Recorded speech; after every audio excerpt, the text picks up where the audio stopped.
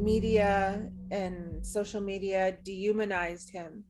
Quite frankly, the majority of media outlets in Canada and the US owe our people an apology for their coverage and their past coverage and some of their current coverage. The media has enormous power, but we've also got the power on the day-to-day level to not so much change society, force it down the throat, but to just simply, like I said, tell the truth, tell stories, and point out what's happening in the world around us.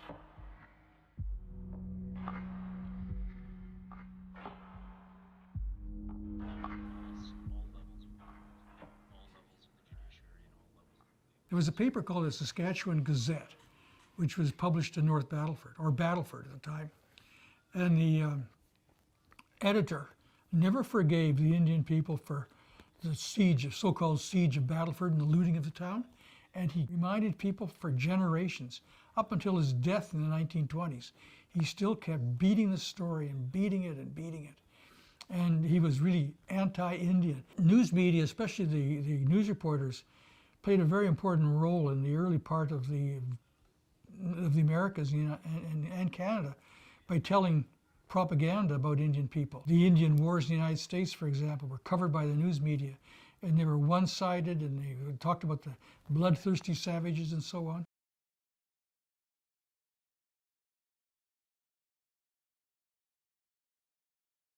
A news reporter from New York invented the name Crazy Horse.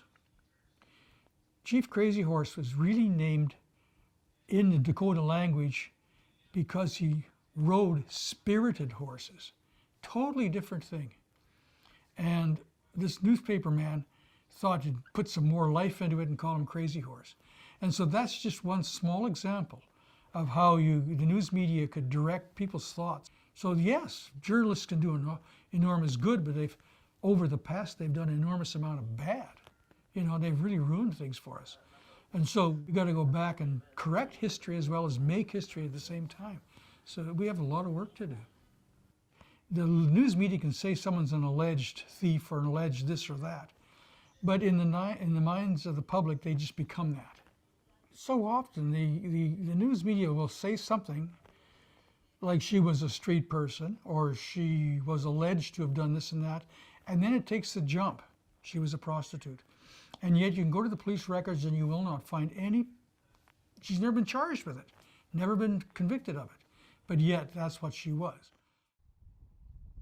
The media reflects the views of society. So the media picks up what society as a whole wants to hear because they want to sell their product. So they tailor their reporting, their messaging to what would attract attention really on social media, on the media websites. Like the case of Tina Fontaine. That poor girl came out of the child welfare system. She had lots of problems, but they weren't of her making. They were of the government's making and the social services making and other people around her. And she was a victim. I feel really sad when I talk about having to do that with Colton because I've seen all the love from his family and from Debbie and how people talk about Colton, like how kind he was and how he was always helping at ceremonies. And I didn't know Colton, but I felt through all of the stories that I heard about him that I did know him.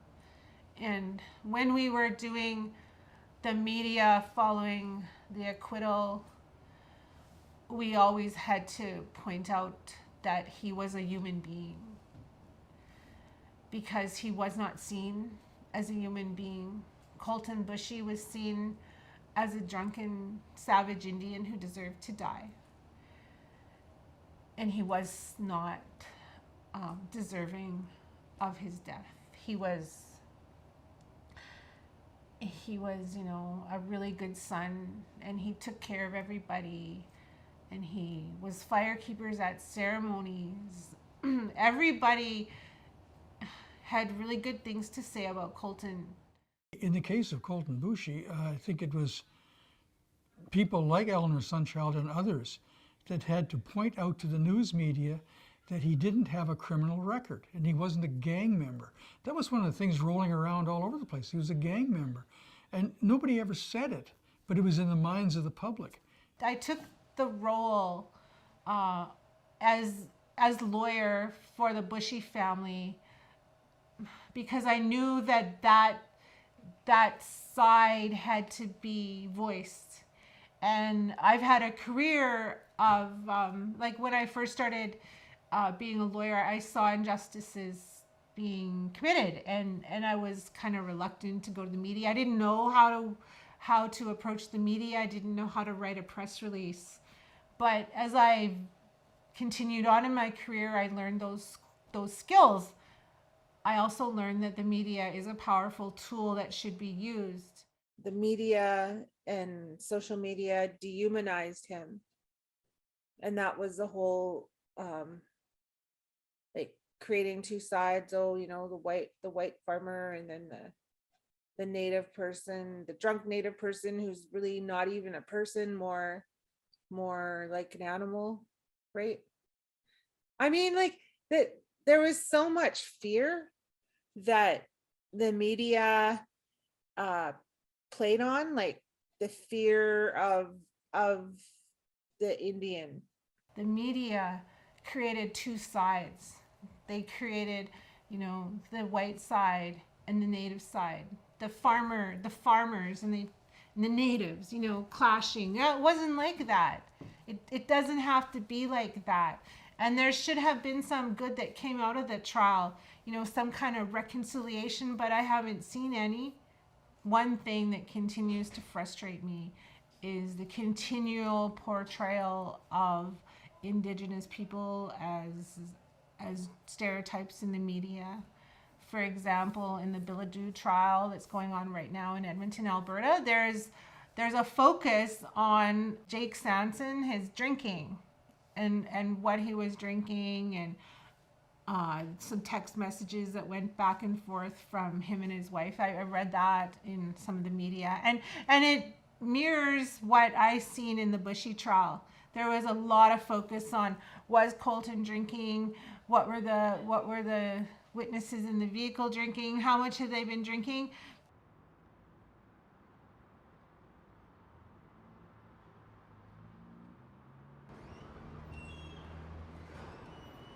I gotta say, I have a positive outlook, and I think there's been positive changes, and those changes are to the credit of people like you, people like your camera operator, people like me, and places like APTN. Indigenous people telling Indigenous stories for an Indigenous outlet.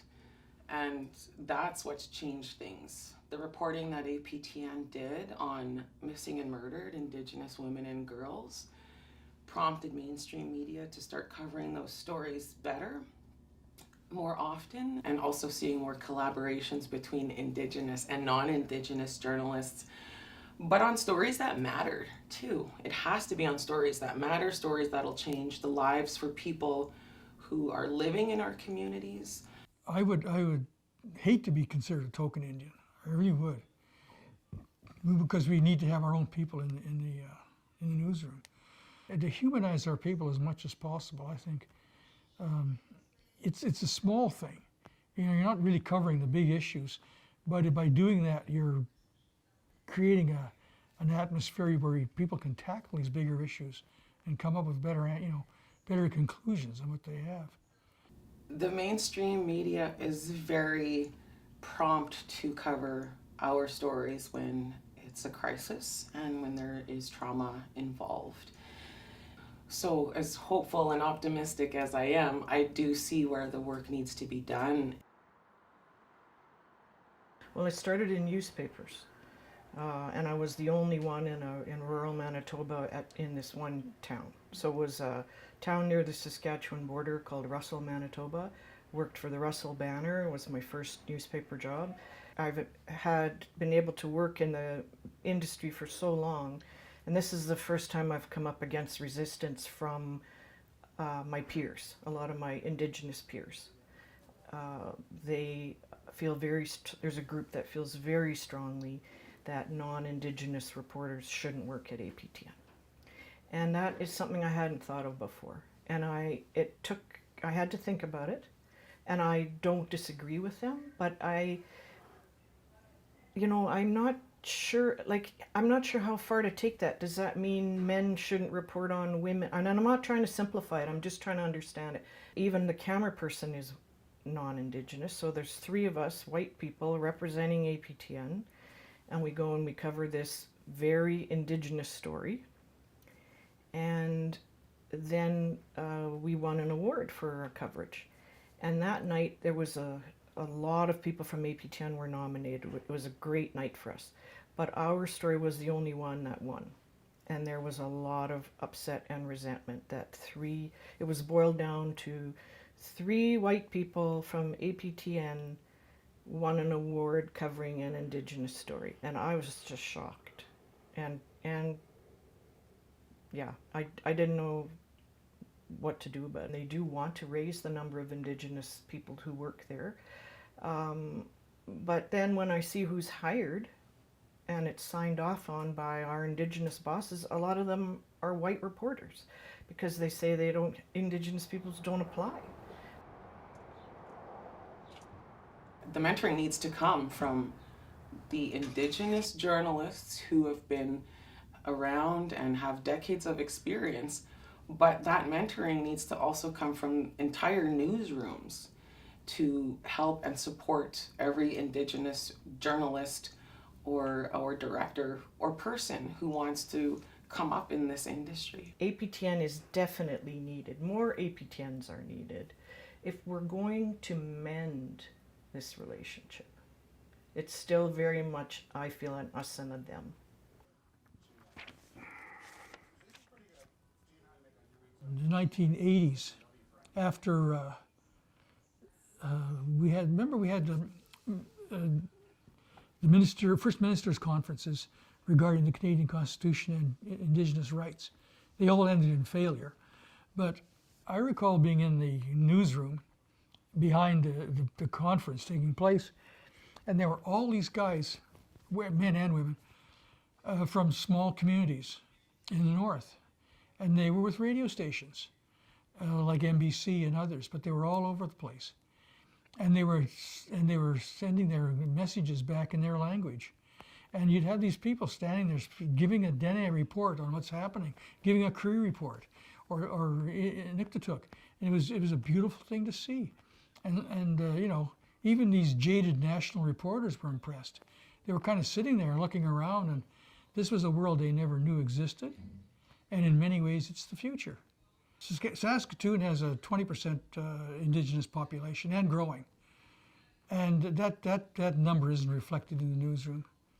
You can't go into CBC or Star Phoenix or any of these places and expect to see 20% Indigenous people. Just ain't going to happen. And so we have every right to hear news from our point of view or delivered by one of our people. I want to see my employer, the public broadcaster, launch a national Indigenous newscast and expand the Indigenous unit so that we can bring more stories from across Canada to all Canadians.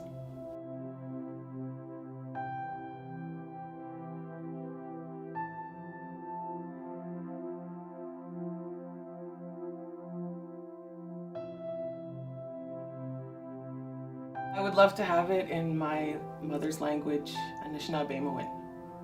We need more Indigenous people in positions of power within the media. We need more Indigenous journalists on TV. I'm really proud that Karisa Najakuti is with, CTV, and we see him every day. I'm so proud to know him, and he's doing a great job. And it's people, Indigenous people's faces on TV and in positions of power that's going to change things. Responsibility to try to educate people as much as you can and show as much of the background as you can and where we got to where we're at today. It just didn't happen out of the clear blue. There's a whole series of events. And that's what Canadians have to know. They have to understand what's going on. And it's from their point of view too. They've got to look back and see where they came from. Because, you know, the days of Johnny and McDonald, they were starving our people off the land. And there are news organizations and reporters that are doing really good stories, doing really good work.